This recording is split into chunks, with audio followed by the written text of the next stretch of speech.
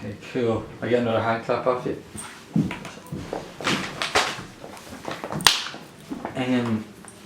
Okay. Where do you think Chrissy was very talented and he had a lot of ability, but where do you think that ability came from? Where do you think the talent comes from? Well, my mother was very intelligent, even though she's working class. She was very good at words, you know. So done all the writing to Mr. McGuire, and she came out to see him. And it kind of took off from there, you know what I mean. And then I came along. I used to come from school and take dictation down. Then my other brother Fran, he still lives in the house in Stanaway Road. He done dictation too. So it was kind of competition between me and him. But the two of us were equally, you know, he'd do two or three things for him and I do the same. And then he was 40 and I'm 40. So one day I made a mistake and he called me a fucking idiot. I remember him, you fucking idiot. And I say, I will fuck you and your poem. And I'd walk out, you know what I mean. Then my mother said, what's wrong out there? I said he's raving up on me. I didn't explain, so he's a man for words he was, you know. I think I had some long word and I spelt it wrong, you know. He says, you have you dictating and you're making a mistake. I says, I know I did, you know, just one word body the other. So I says, fuck off out of that. You and my left foot are down all the days, a shadow and summer. All these things were in the pipeline, you know. But behind it all, he was good-natured, laughed at life. He accepted what he was, and that was it, you know. And he used to sit in the garden and Stanaway Road, and everyone was church going down this hour. We used to get him ready and put him in the garden Sunday morning, do him up, you know, watch the people going by, you know. And this hour and now granny, you know, son, how are you, son? God's help you. And there's so many years in that.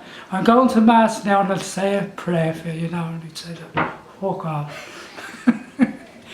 I said, you can't curse the woman, you fucking don't put me out, she goes to mass.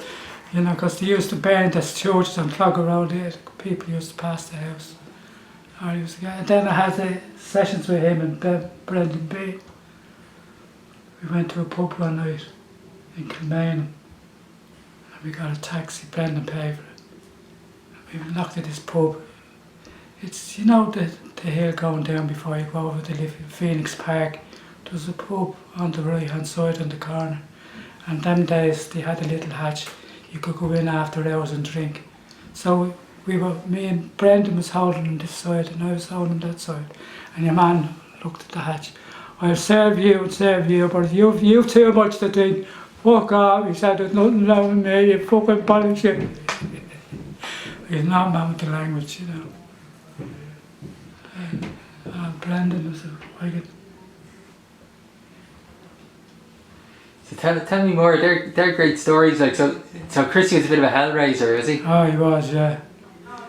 If he was right in what he was saying, he'd fight on, where he'd sit back in one of his poses and say he's sorry, you know. He's a good man, admitting defeat, you know. But he was a character. You wouldn't know who would go down the stone boat, you wouldn't know who he'd bring back. Then he brought back a fella called Freddie May. He was the leader of the RT like orchestra, and he used to come up and visit him. And he says, "Don't open the don't open the door to him." He says he's a fucking nuisance. And he was an RTA director in RTA, and he called him an effing. He didn't think, and you know, he felt he'd express, you know. Then he might say, "I shouldn't have said that." Isn't it better you can say it, you know? Like he didn't suffer fools lightly? No. Oh no.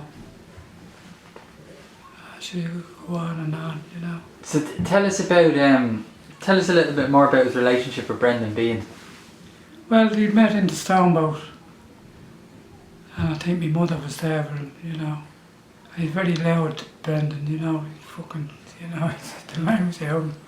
But his mother was a very famous woman, Kathleen Behan. And